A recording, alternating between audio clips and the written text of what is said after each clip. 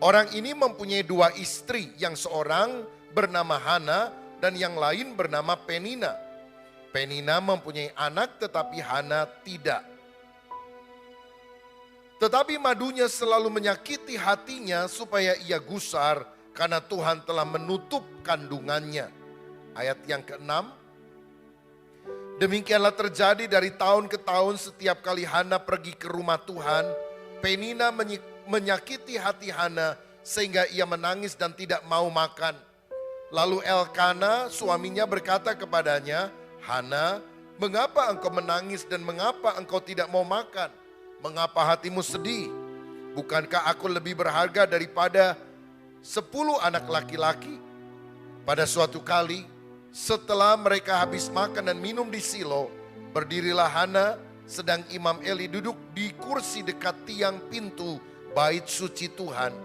Dan dengan hati pedih, ia berdoa kepada Tuhan sambil menangis terseduh-seduh. Amin. Saudara sekalian, Hana adalah seorang yang mengalami banyak masalah dalam kehidupannya. Suaminya bernama Elkana. Dan dari pernikahan ini mereka tidak dikaruniai anak. Karena itu kemudian Elkana mengambil seorang wanita yang lebih muda namanya Penina untuk menjadi istri kedua. Dan ternyata Penina punya anak. Lagi pula setelah punya anak, istri muda ini suka menghina, mengejek, menyakiti hati daripada Hana. Akibatnya Hana menjadi kepahitan. Sedih, menangis, tidak mau makan. Itu adalah respons yang negatif yang lahir dari hati yang bitter, yang pahit. Tahukah saudara bahwa persoalan-persoalan yang kita alami apapun bentuknya itu seringkali mempengaruhi kita secara buruk ketika respons kita tidak tepat. Respon negatif akan mempengaruhi kesehatan roh, jiwa dan juga tubuh kita. Hubungan kita dengan Tuhan akan terganggu, jiwa kita penuh dengan dendam, kepahitan, kebencian, dan tubuh kita bisa sakit-sakitan, wajah kita bisa keras. Ada beberapa ciri dari orang yang kepahitan. Orang yang kepahitan biasanya perasaannya sangat sensitif, sangat negatif, peka sekali, mudah tersinggung. Kalau ada orang yang lagi ngobrol bisik-bisik di bagian sisi ruangan dan dia lewat, dia langsung tersinggung, pasti jelek-jelekin saya. Padahal apakah kita ini pusat alam semesta? Sehingga setiap kali orang ngomong pasti ngomongin tentang kita. Itu kan karena GR-nya dia aja, terlalu perasa. Saya ingat satu kali ada seorang gadis yang suka makan ayam goreng. Kecuali Kentucky Fried Chicken. Kenapa?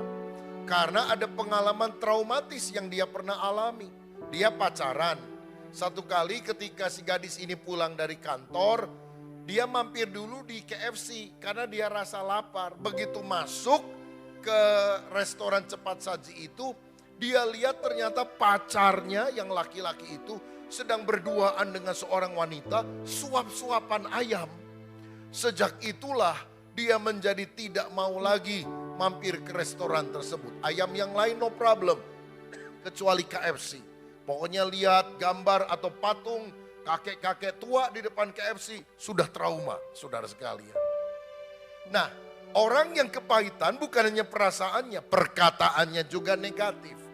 Kalau ngomong itu seperti punya silet di mulutnya dan tajam sekali perkataannya. Heran juga kita, dari mana dia punya kosakata yang begitu kreatif untuk menyakiti lawan bicaranya. Itulah ciri orang yang punya kepahitan di dalam hidup. Lagi pula reaksinya negatif. Begitu mendengar namanya saja disebut, reaksi kita jadi panas, perut langsung mules. Bahkan ketika kita lagi jalan, dia berjalan ke arah kita, langsung kita menghindar, pindah posisi ke tempat yang lain. Saudara pernah ngalami gitu? Ketika ada orang namanya disebutkan, kita langsung jadi panas. Kita kalau ngomong sesuatu pasti negatif. Inilah orang yang mengalami bitterness, kepahitan dalam hidupnya. Dan kepahitan itu akan merugikan baik diri kita sendiri maupun orang lain. Itu sebabnya firman Allah berkata dalam Ibrani 12 ayat yang ke-15, Jagalah supaya jangan ada seorang pun menjauhkan diri dari kasih karunia Allah, agar jangan tumbuh akar yang pahit, yang menimbulkan kerusuhan dan yang mencemarkan banyak orang. Kalau orang tidak jaga hati, lalu hatinya menjadi pahit, kemanapun aliran air itu mengalir, itu akan mencemarkan, mematikan semua yang dilewati oleh aliran air yang pahit itu. Karena itu kita harus jaga hati dengan baik. Berapa bulan lalu saya pergi ke Auschwitz-Birkenau, sebuah tempat yang menyeramkan di Polandia. Karena di tempat itu minimal 1,1 juta orang Yahudi terutama dibantai atas perintah Hitler pada Perang Dunia Kedua. 6 juta Yahudi totalnya, termasuk 1,5 juta anak kecil dibantai, terutama di daerah Auschwitz-Birkenau. Saudara, kita masuk ruangan demi ruangan, lihat foto-foto orang Yahudi yang semuanya sudah dibantai. Kepala mereka biasanya rambutnya dicukur hampir habis, dan tumpukan rambut asli itu masih ada setelah puluhan tahun peristiwa horor itu berlangsung. Dan kita bisa melihat tas-tas yang mereka bawa puluhan tahun yang lampau. Karena mereka semua dinaikkan ke kereta api. Dan banyak di antara mereka yang sudah mati karena tidak ada ventilasi yang cukup baik pada kereta api tersebut. Saya masuk ke kamar gas, tempat orang-orang Yahudi pernah dibantai di sana. Mereka ditelanjangi, dipotaki, dan kemudian mereka diberitahu akan mandi bareng-bareng supaya kutu hama itu hilang karena perjalanan dari kereta api. Tapi sebetulnya yang dilakukan adalah menyemprot mereka dengan gas beracun sampai mereka mati. Setelah mati langsung di sebelahnya ada ruangan untuk membakar mayat. Dan mereka dibakar semuanya habis, dan kemudian abunya dilemparkan begitu saja. Saya tidak bisa pikir, kok ada orang yang begitu kejam seperti Hitler. Saudara-saudara, rupanya Hitler dibesarkan dari sebuah keluarga yang tidak harmonis. Papanya seringkali memukuli mamanya sehingga ada kebencian di dalam hati anak kecil ini. Dan dengarnya ada darah Yahudi juga yang dimiliki oleh bapaknya. Pada waktu dia remaja, Hitler pernah mengunjungi sebuah toko mau belanja dan ternyata uangnya kurang sehingga batal, saudara. Dan karena batal nggak jadi, maka orang ini bilang, kalau kamu nggak punya duit jangan belanja di sini. Dia dihina oleh orang Yahudi tersebut. Lagi pula ketika dia pemuda, menurut kisah Hitler pernah pergi kepada sebuah rumah prostitusi dan melakukan hubungan seksual di sana dengan seorang WTS yang ada darah Yahudi. Ternyata dia terjangkit penyakit kelamin gara-gara WTS ini. Makin benci sama orang Yahudi. Sehingga ketika dia punya kekuasaan, dia bantai 6 juta orang Yahudi. Alkitab berkata, jagalah dirimu supaya jangan tumbuh akar yang pahit, yang mencemarkan banyak orang, yang merugikan hidup kita sendiri. Nah saudara sekalian, bagaimana kalau kita mengalami pengalaman negatif supaya kita tetap memiliki respon yang baik? Kuncinya adalah reframing. Reframing artinya membingkai ulang pola pikir kita terhadap sebuah kejadian yang sama. Peristiwanya memang terjadi, tidak bisa kita ubah. Itu adalah fakta sejarah yang tak terbantah. Tetapi cara kita memandang tidak lagi dari pola pikir kita yang sempit, dari pola pikir kita yang penuh dengan kepahitan. Tapi lihatlah semuanya dari sudut pandang Tuhan. Karena peristiwa yang tampaknya buruk, ketika kita serahkan hidup kita kepada Tuhan, Tuhan turut bekerja untuk mendatangkan kebaikan bagi setiap orang yang mengasihi Dia. Contoh yang terkenal dalam Alkitab adalah Yusuf. Yusuf dibesarkan dari sebuah keluarga yang disharmoni. Karena ayahnya Yakub itu punya 4 orang istri. Bayangkan, istri 1 aja suka ribut, apalagi bini 4, saudara.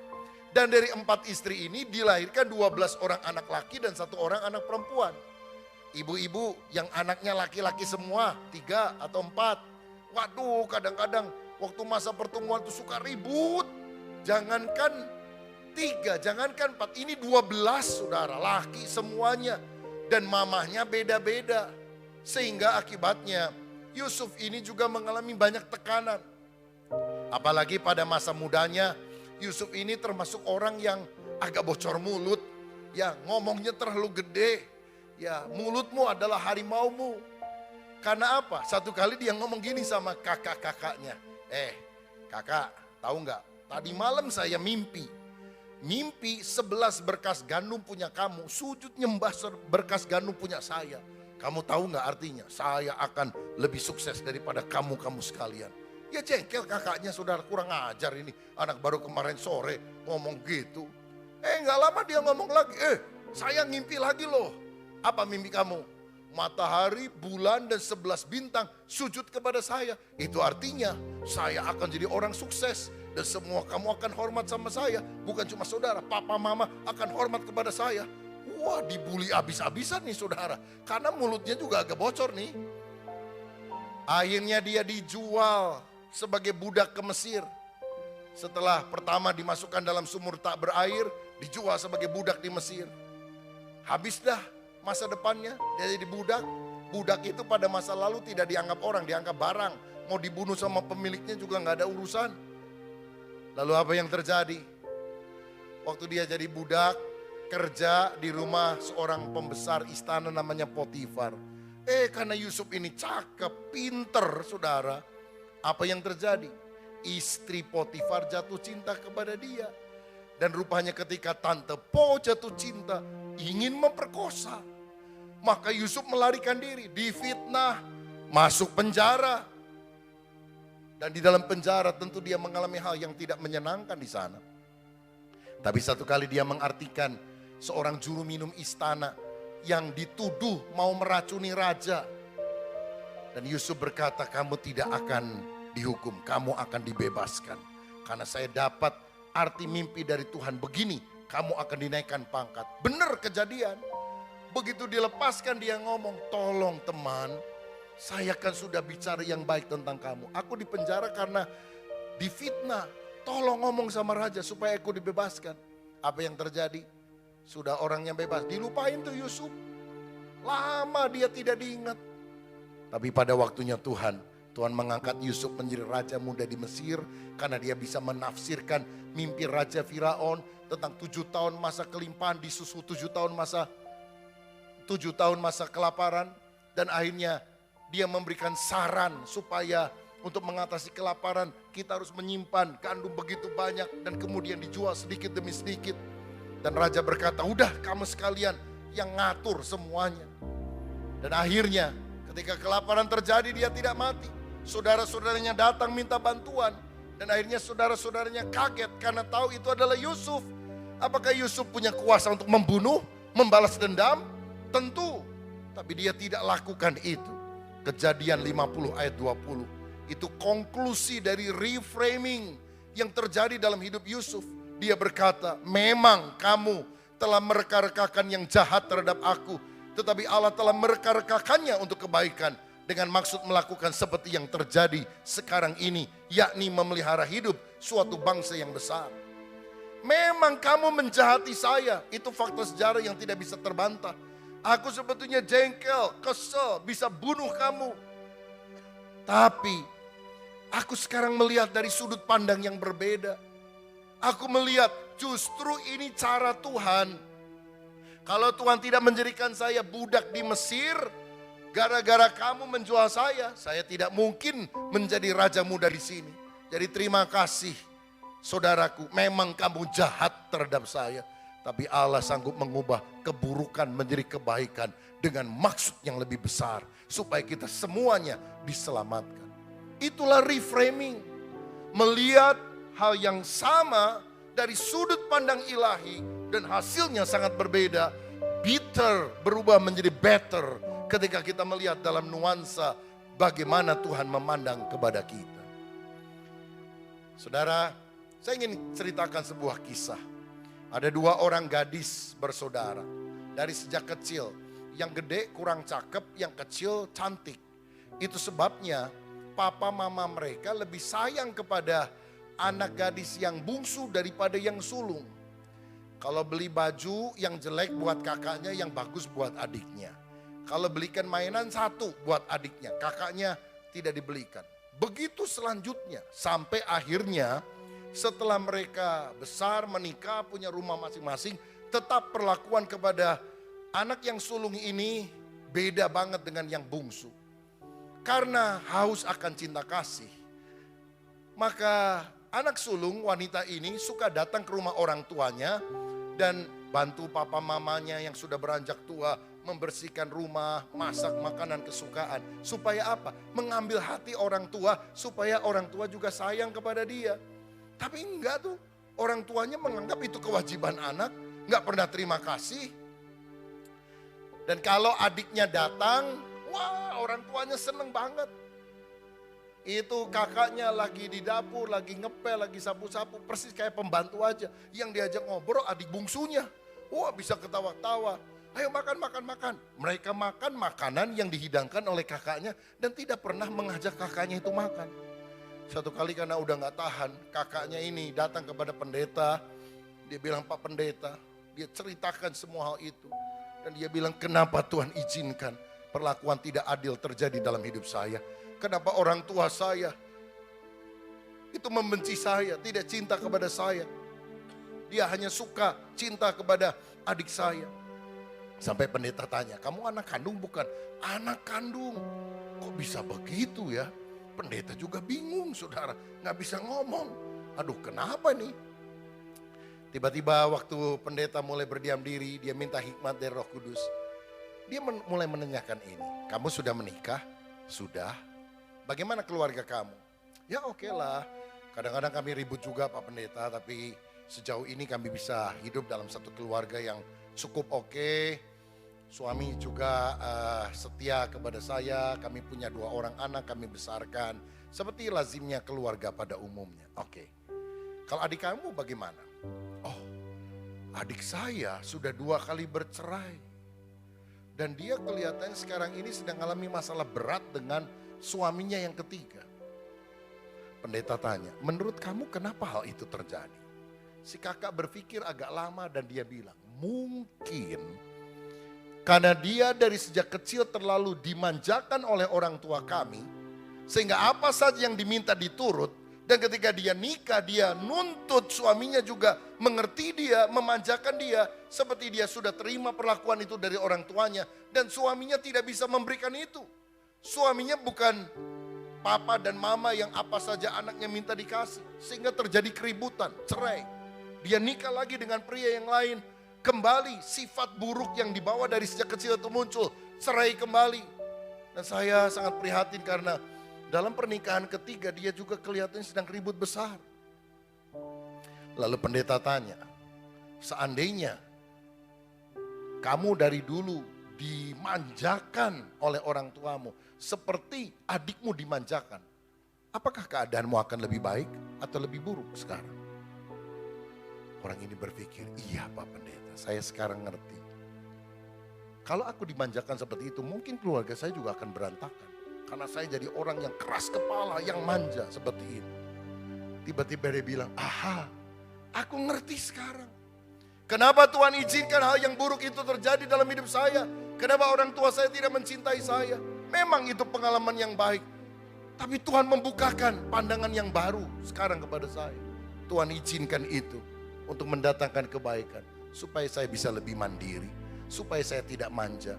Supaya saya punya sikap saling menerima dengan pasangan saya. Lalu sejak itu saudara, si kakak tidak lagi ingin mencari perhatian orang tua. Dia tetap suka masakin buat orang tua.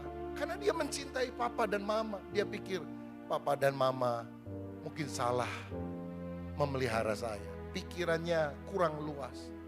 Tapi dia belum ngerti firman. Kalau dia ngerti firman mestinya nggak begini.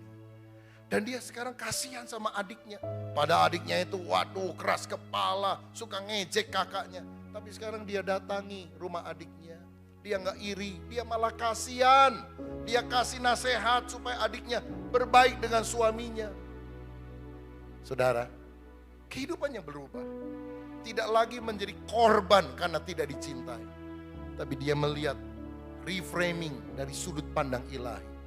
Bahwa Tuhan mengizinkan semuanya itu untuk mendatangkan kebaikan. Dan supaya dia juga menjadi tangan Tuhan yang terulur untuk menolong adiknya keluar dari permasalahan. Karena adiknya sebetulnya tidak bermasalah dengan orang lain. Dia pertama-tama bermasalah dengan dirinya sendiri. Perubahan pola pikir karena kita ngerti firman Tuhan, itulah yang akan melepaskan kita dari bitterness, dari kepahitan, dan menjadi pribadi yang lebih better, yang lebih baik. Nah saudara, kita lihat tadi bahwa Hana mengalami kepahitan karena dimadu, dihina oleh istri mudanya. Tapi apa langkah yang dia ambil untuk mengubah from bitter to better? Yang pertama, dia melangkah ke rumah Tuhan. 1 Samuel pertama tadi ayat 9 dikatakan, pada suatu kali setelah mereka habis makan dan minum di Silo, berdirilah Hana sedang Imam Eli duduk di kursi dekat tiang pintu bait suci Tuhan. Waktu itu tabut perjanjian ada di kota Silo, sehingga bait Tuhan pun ada di sana. Hana datang ke rumah Tuhan untuk beribadah kepada Dia. Kalau engkau lagi ngalami masalah, kepahitan, pergumulan dan sebagainya, jangan datang ke lingkungan yang salah. Jangan kumpul dalam lingkungan yang negatif. Jangan terlibat dalam pergaulan bebas. Datanglah ke rumah Tuhan. Karena waktu engkau membuka hati, dalam rumah Tuhan ada jawaban yang Tuhan akan berikan. Kalau engkau lagi ngalami masalah, hindarkan BSH. Tahu BSH? Barisan sakit hati. Banyak orang kalau lagi kepahitan, dia ngumpul-ngumpul sama orang kepahitan. Memang orang suka ngumpul sama yang sejenisnya. Kalau kepahitan kumpul semuanya. Alkitab berkata, orang yang berbahagia tidak duduk dalam kumpulan pencemooh. Kalau orang udah ngumpul-ngumpul sama yang barisan sakit hati, waduh suami saya begini, wah sama suami saya juga gitu. Memang laki-laki gak boleh dikasih hati. Wah ngomongnya kepahitan semuanya. Siapa yang rugi? Imanmu padam saudara. Hindarkan diri dari pergaulan yang tidak baik. Itu akan merugikan. Datanglah ke rumah Tuhan. Satu lingkungan di mana saudara secara kondusif bisa mengalami Tuhan. Ketika engkau membuka hatimu kepada Dia. Saya perhatikan ada istri-istri yang dikecewakan oleh suaminya. Mungkin suaminya selingkuh, mungkin suaminya menampar dia, mungkin suaminya memperlakukan secara tidak baik. Lalu waktu dia begitu kecewa, begitu dingin kepada suaminya, ada seorang rekan wanita yang mendekati, mengelus-elus dia. Oh, dia menjadi terhibur, kata-katanya menguatkan. Tanpa dia tahu ternyata teman wanita yang datang ini menyukai sejenis saudara-saudara. Dan dia mulai berpikir, mendingan sama cewek lagi dah. Dia ngelus-ngelus saya, kalau suami nabok saya, mendingan ini. Dia jadi lesbian bukan karena lahirnya seperti itu. Tapi karena pengalaman traumatis yang dia tidak pernah bereskan di hadapan Tuhan. Sehingga itu menjadi celah untuk setan, untuk orang masuk dan menghancurkan kehidupannya. Dan kalau ada di antara saudara yang pernah jatuh dalam dosa semacam ini, berbaliklah seperti anak yang terhilang. Karena Tuhan tetap mengasihi engkau. Tuhan membenci dosamu, tapi mengasihi pribadimu. Di dalam Kristus selalu ada jawaban, ada pengharapan, ada pemulihan. Melangkahlah ke rumah Tuhan. Karena Tuhan menerima kita apa adanya, jika kita sungguh-sungguh bertobat. Yang kedua, untuk mengubah bitter menjadi better, kita harus mencurahkan isi hati di hadapan Tuhan atau berdoa.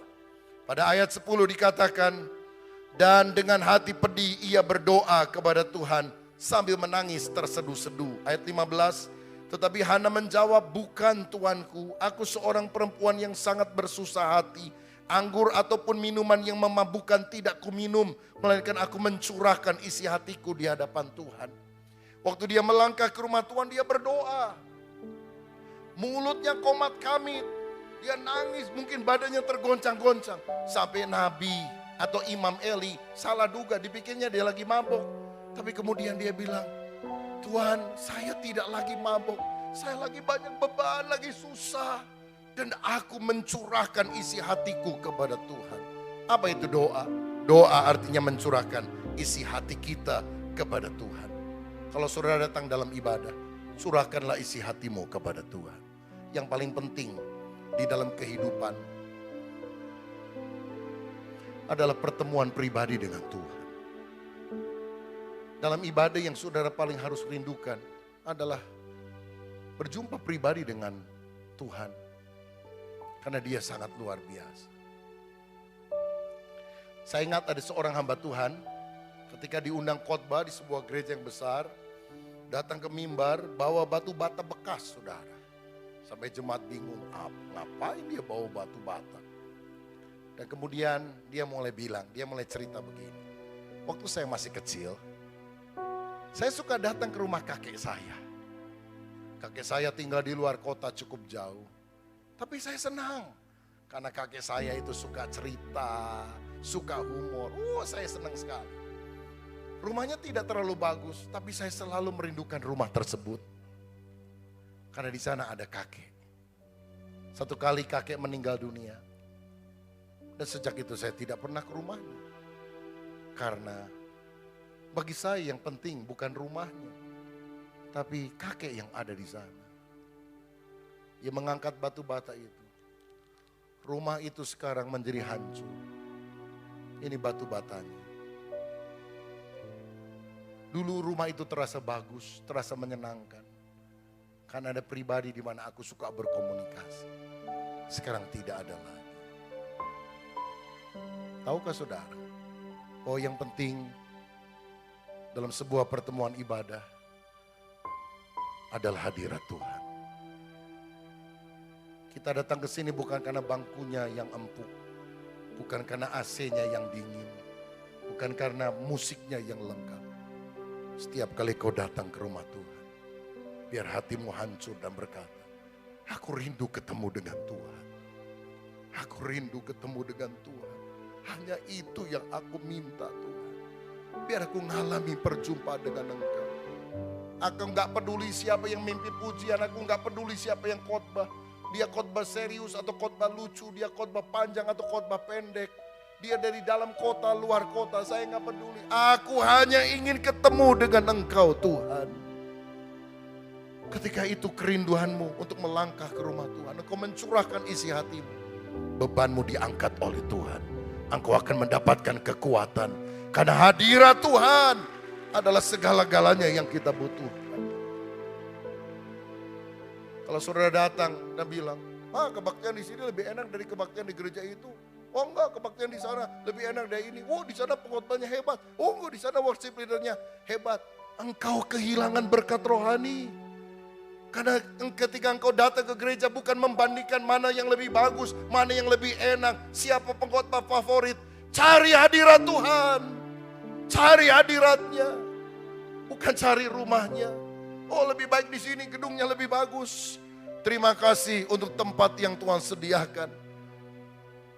Tapi kalau tempat ini tidak ada lagi Tuhan, tidak ada hadiratnya, ini bukan apa-apa.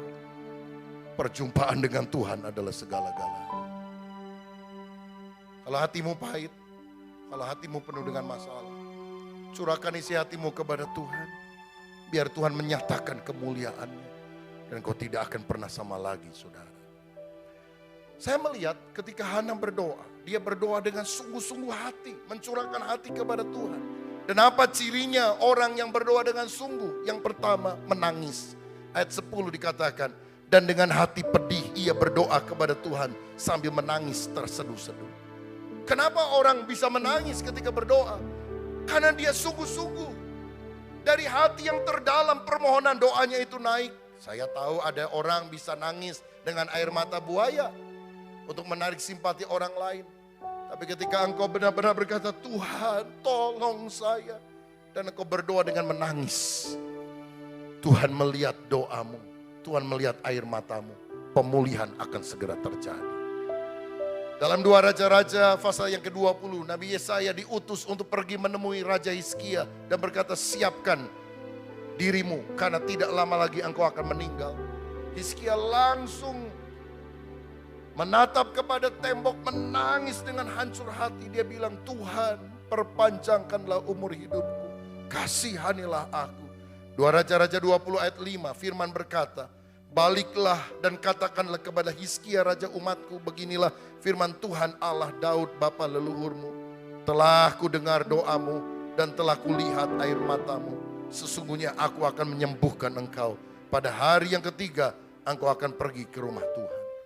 Telah ku dengar doamu, telah kulihat air matamu. Apakah ada di antara Bapak Ibu Saudara yang sedang mengalami beban, pergumulan, engkau perlu berkat Tuhan, engkau perlu pemulihan, engkau perlu mujizat, dan sampai hari ini doamu belum terkabulkan? Saya mau bilang, berdoalah sambil menangis.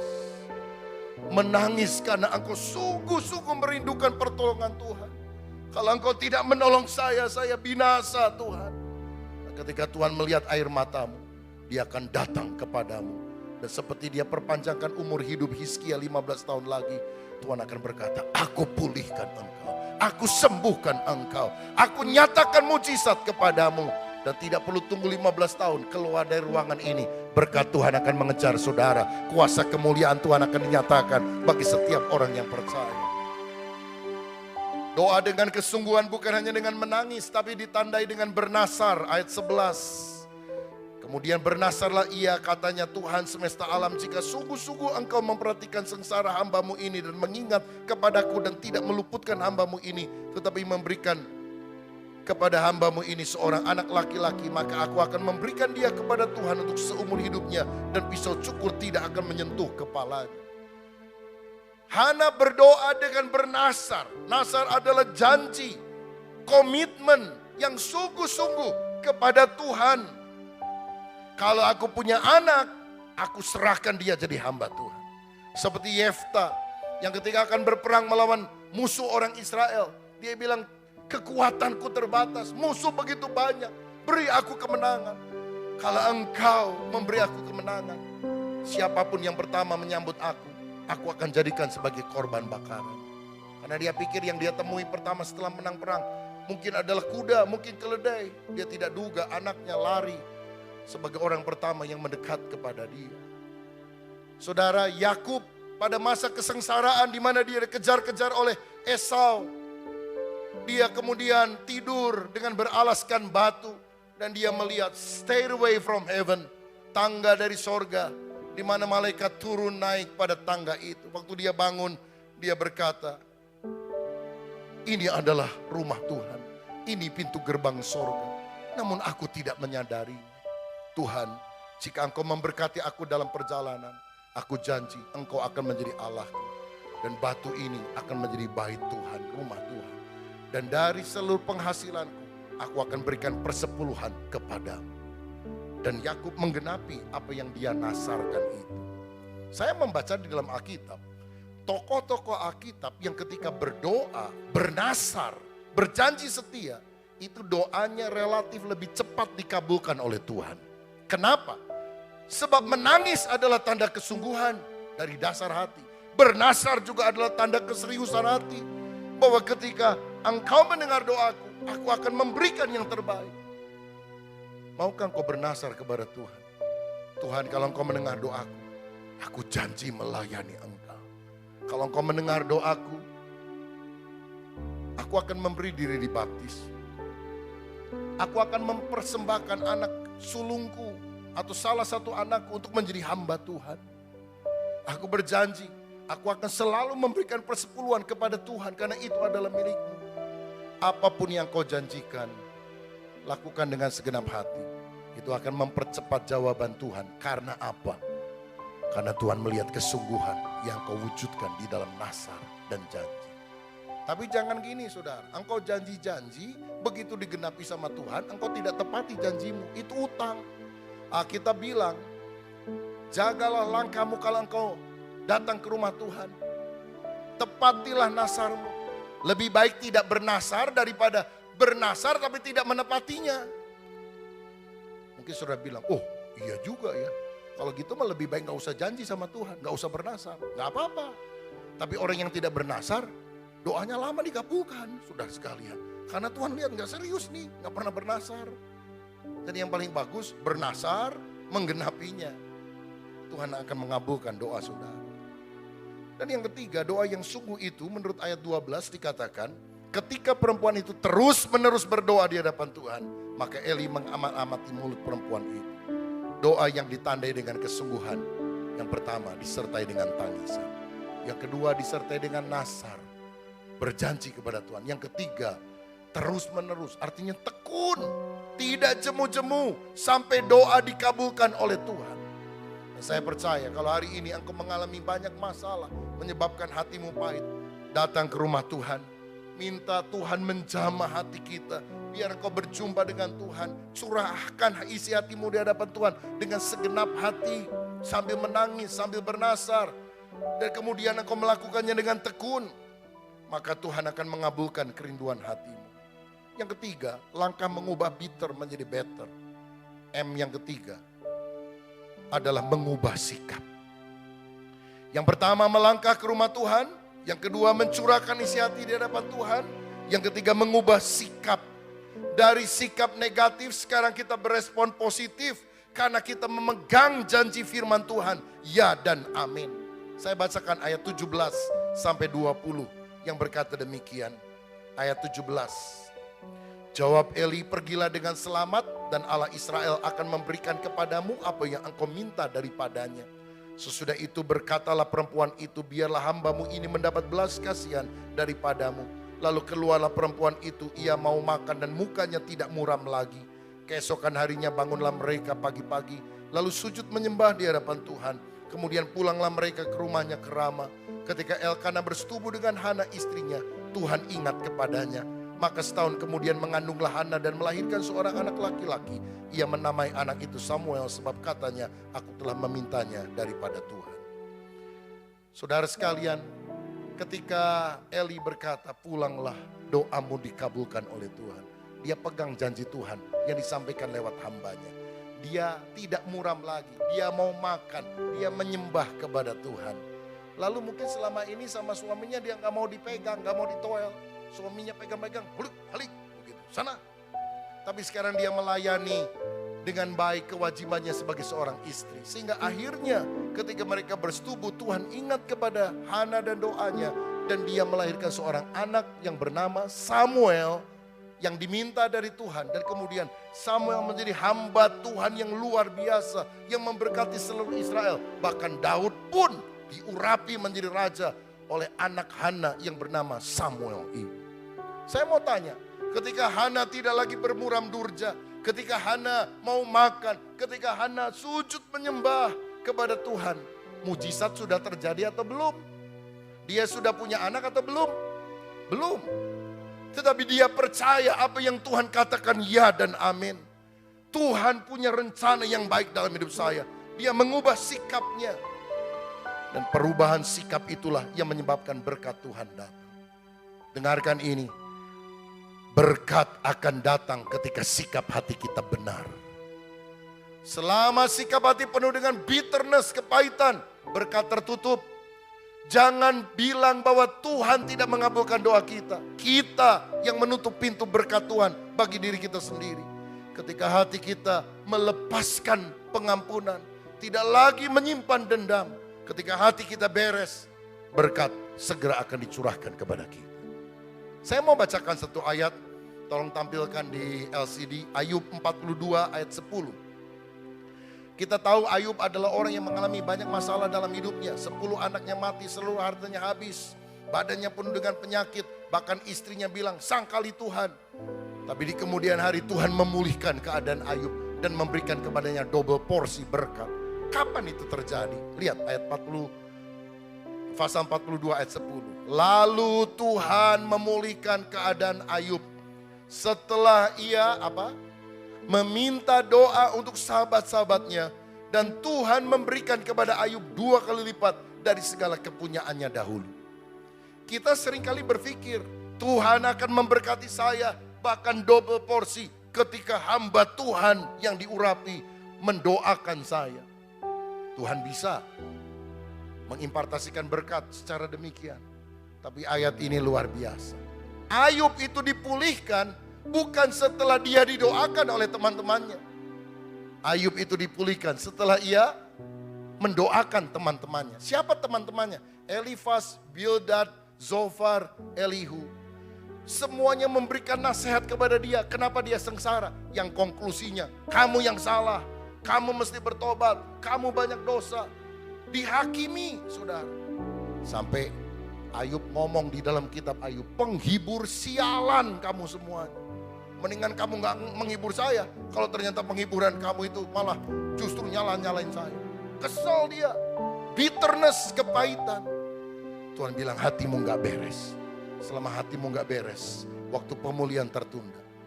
Tapi Tuhan bilang doakan teman-temanmu yang sudah menyakiti hatimu. Dan waktu Ayub mendoakan, aku berkati engkau.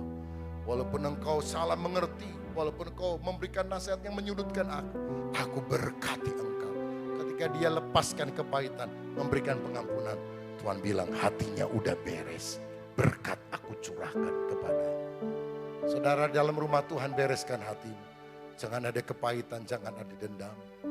Segera Tuhan akan pulihkan engkau, bahkan memberkati 2 kali lipat ganda. Percayakah saudara Tuhan bisa mengubah yang buruk menjadi hal yang baik?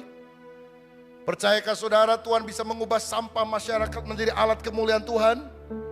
Tuhan bisa ubah yang buruk menjadi yang baik. Air mata menjadi mata air kehidupan. Ratapan menjadi tari-tarian. Batu sandungan menjadi batu lompatan. Untuk kita meniti karir pada jenjang yang lebih tinggi. Tuhan bisa ubah hal yang buruk menjadi kebaikan. Berapa waktu lalu ketika saya ada di Jepang dan saya harus kembali ke Indonesia, ke Jakarta waktu itu. Saya harus pergi ke airport yang namanya Haneda. Ini airport yang relatif baru karena dulu Haneda itu tidak ada, saudara-saudara. Nah, Haneda ini berada di satu daerah di Jepang namanya Odaiba. Dan Odaiba merupakan pusat perbelanjaan, hotel-hotel bintang 5, mall yang besar, tempat pariwisata itu ada, termasuk Haneda Airport. Padahal dulu Odaiba itu nggak ada, sekarang ada. Kenapa? Ini adalah pantai reklamasi. Ya, kita tahu bahwa misalnya kalau di Jakarta, Pantai Mutiara, daerah Pluit ke sana itu reklamasi, ditimbun. Singapura, negara nggak terlalu besar, tapi kemudian suka beli pasir dari Riau, dikeduk-keduk, Riaunya makin kecil, Singapura makin besar. Pulau Sentosa, pulau apa kan lebih gede dari asalnya. Karena apa? Reklamasi. Jepang melakukan reklamasi untuk daerah yang sebelumnya tidak ada menjadi pusat perbelanjaan dan airport internasional namanya Odaiba. Dengan apa mereka menimbun? Dari timbunan sampah, saudara. Mereka punya teknologi mengubah sampah jadi keras, ditimbun jadi tidak merusak lingkungan, malah memperbaiki lingkungan. Mestinya Indonesia belajar dari Jepang, jadi reklamasi yang rame-rame itu bisa ada solusinya. Sampah menjadi satu tempat yang dijual luar biasa. Dulu nggak ada harganya, sekarang mahalnya luar biasa. Pada apa? Bukan beli tanah, beli sampah, saudara. Jepang aja bisa ubah sampah menjadi sebuah daerah yang mahal. Apalagi Tuhan Sang Pencipta. Dia bisa ubah sampah dalam hidup kita menjadi sesuatu yang mulia. Karena dia dahsyat, dia luar biasa. Beresponlah negatif, engkau akan mengalami sengsara. Beresponlah positif, karena reframing melihat dari sudut pandang Tuhan, engkau akan mengalami damai sejahtera. Kalau ada anak muda yang sedang putus cinta, jangan pikir untuk bunuh diri. Yang meninggalkan engkau masa pacaran lebih baik daripada engkau ditinggalin kalau udah kawin. Udah lagi hamil ditinggalin, nangis Bombay, saudara itu.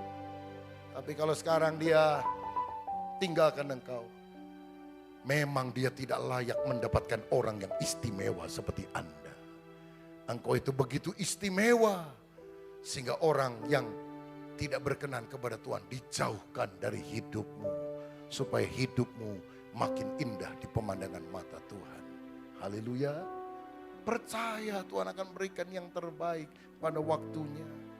Nanti kalau udah kawin, udah lama, kita pikir iya bener ya. Aduh, kalau saya dulu kawin sama si A itu, ya aku nangis-nangis ngejar-ngejar dia. Sengsara gua. Mendingan nangis dulu daripada nangis sekarang. Dan kita bilang, Tuhan jahat, Tuhan jahat. Sekarang, aduh Tuhan bager pisan. Tuhan baik banget. Jangan suka maksa kehendak diri kita sama Tuhan. Tuhan, Kalau dia jodohku, jodohkanlah kami. Kalau bukan jodoh, jodohkanlah kami. Tapi kalau memang benar-benar bukan jodoh, ya udah Tuhan. Saya nyerah, tapi tolong pilihkan orang yang wajahnya persis dia. Kayaknya persis dia. Semua-muanya seperti dia. Dan kalau Tuhan agak susah mencari orang yang persis seperti dia, yang gampang aja dah Tuhan. Udah dia aja dah Tuhan. Maksa saudara yang akan terima resikonya. Bersyukur walaupun kita nggak ngerti. Kita yakin Tuhan tahu apa yang dia lakukan bagi hidup kita. Ada seorang namanya Johnson, bekerja puluhan tahun di sebuah perusahaan di Amerika Serikat. Ketika resesi ekonomi terjadi, perusahaan itu harus menciutkan jumlah karyawan. Banyak yang di PHK. Saudara, salah satunya adalah Johnson yang udah kerja kalau nggak salah lebih dari 30 tahun. Dia kepahitan. Karena apa? Kenapa bukan dia yang dipertahankan? Pada orang yang suka menjilat, orang yang cuma cari muka, malah dipertahankan. Waduh, dia kesel. Dia dapat uang pesangon, tapi udah gak ada gairah untuk kerja. Dia diam di rumah. Untung dia punya seorang istri yang bijaksana. Selalu kasih nasihat, sehingga bangkit semangatnya.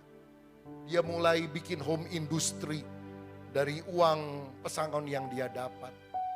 Bikin sabun, bikin bedak, bikin minyak untuk anak bayi, bikin peralatan yang ada. Lama-lama berkembang, pakai merek dagang Johnson & Johnson. Sekarang tersebar ke seluruh dunia, jadi konglomerat luar biasa. Sampai satu kali setelah kaya ada wartawan tanya sama dia, kalau engkau ketemu dengan bos yang dulu mencat kamu, apa yang kamu lakukan? Dia bilang, aku dulu sangat benci kepada dia, kepahitan aku. Kenapa dia keluarin saya? Tapi sekarang aku ngerti, Tuhan turut bekerja mendatangkan kebaikan. Kalau aku ketemu bos saya, aku ingin rangkul dia, aku mau peluk dia. Dan saya akan bilang, bos terima kasih, untung kamu pecat saya. Kalau saya tidak dipecat, saya jadi pegawai kamu seumur hidup. Gara-gara aku dipecat, aku sekarang jadi lebih kaya daripada kamu. Siapa yang percaya Tuhan punya rencana yang indah dalam hidup kita? Haleluya. Kalau engkau diberhentikan dari pekerjaan, itu bukan kiamat. Kalau satu pintu tertutup, ada pintu lain yang Tuhan akan buka. Dan pintu lain itu seringkali membawa kita pada kemuliaan yang jauh lebih besar. Karena kita punya Tuhan yang memiliki rencana yang terindah bagi kita anak-anak. Dan poin terakhir yang saya mau sampaikan. Pengalaman buruk kita di masa lalu bisa menjadi modal, menjadi investasi untuk kita menolong orang lain di masa depan. Sehingga hidup kita menjadi berkat bagi banyak orang. Justru karena pengalaman-pengalaman yang tidak baik, yang kita sudah reframing, kita lihat dalam sudut firman Tuhan, menjadi bekal untuk kita memberkati orang lain. Ayat terakhir, 2 Korintus 1 ayat 3 dan 4 berkata demikian. 2 Korintus 1 ayat 3 dan 4. Terpujilah Allah Bapa Tuhan kita Yesus Kristus, Bapa yang penuh belas kasihan dan Allah sumber segala penghiburan, yang menghibur kami dalam segala penderitaan kami, sehingga kami sanggup menghibur mereka yang berada dalam bermacam-macam penderitaan dengan penghiburan yang kami terima sendiri dari Allah. Paulus mengalami banyak masalah dalam hidupnya.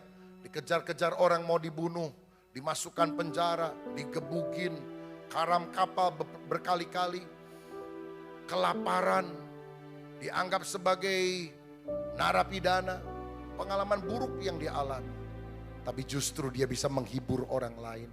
Dia bahkan bisa memberikan surat pastoral, rejoice in the Lord, and again I say rejoice. Kenapa dia bisa menghibur orang lain? Pada dia begitu banyak mengalami masalah, jauh lebih banyak daripada kita. Dia bilang, aku sudah terima penghiburan daripada Tuhan, dan aku bisa menyalurkannya. Kalau ada di antara saudara yang dulu terikat narkoba, dan kau sungguh-sungguh sudah bertobat sekarang. Lihatlah orang-orang yang masih terikat oleh narkoba. Artis-artis, orang-orang ternama, yang masa depannya hancur karena narkoba. Itu menjadi investasi modal untuk saudara mulai melayani mereka. Ada orang yang dulu masuk penjara, dan di dalam penjara dia bertobat menemukan Tuhan. Setelah lepas dari penjara, kerinduannya bukan jadi singers, bukan jadi pemain musik, masuk ke penjara. Karena dia dulu ngalami waktu aku di penjara, aku tidak dilayani. Orang menjauh daripadaku, orang gak peduli. Saudara masuk ke sana, mendampingi mereka, dan berkata, ada Yesus yang mengasihi engkau. Percayalah kepada. Kalau engkau pernah mengalami penyakit berat dan rasanya sudah tidak mungkin tersembuhkan, tapi engkau bergumul, berdoa, engkau berobat, engkau melakukan hal yang terbaik, dan akhirnya oleh anugerah Tuhan penyakitmu dinasakan sembuh oleh Tuhan. Saudara tahu itu modal investasi untuk engkau jadi saluran berkat bagi orang lain. Ada orang-orang lain yang mengalami kesengsaraan, yang penyakitnya seperti itu. Datangi mereka, berikan penghiburan. Katakan, saya adalah saksi hidup. Ini adalah nyawa kedua. Di dalam Tuhan tidak ada yang mustahil. Kalau engkau percaya, Tuhan bisa melakukan yang terbaik. Mungkin ada orang yang disakiti oleh pasangannya, bahkan sudah hampir bercerai karena terjadi perselingkuhan dan sebagainya. Engkau pahit hati, tapi kemudian Tuhan mengajar engkau untuk mengampuni, dan proses pemulihan itu terjadi. Pengalaman buruk sekian tahun yang lampau bisa menjadi modal investasi yang Tuhan taruh dalam hidupmu. Ketika ada keluarga hampir pecah karena terjadi perselingkuhan, maukah engkau hadir di sana? Aku juga mengalami hal yang menyakitkan seperti Hana. Tapi reframing, lihat hidup kita bukan dari sudut diri kita yang egois, tapi dari sudut pandang Tuhan. Biar engkau saling mengampuni, minta dipulihkan oleh Tuhan. Tahukah, ketika hidupmu mulus, engkau lupa Tuhan. Ini adalah peristiwa yang buruk, bukan dari Tuhan, tapi Tuhan izinkan terjadi supaya engkau bertobat. Dan ada berapa banyak orang bisa dimenangkan melalui pengalaman-pengalaman buruk yang dia alami. Dan siapa yang menjadi alat kemuliaannya? Saya dan saudara yang Tuhan investasikan penghiburan, kekuatan, pemulihan, supaya kita tidak hanya berhenti menerima berkat sendiri, tapi mengalirkan pada orang lain. Siapa yang rindu dipakai untuk menjadi alat kemuliaan Tuhan? Siapa yang mau berkata, Tuhan ini hidupku, pakailah aku menjadi alatmu, from bitter to better. Tuhan Yesus memberkati kita. Amin. Mari kita bangkit berdiri. Semua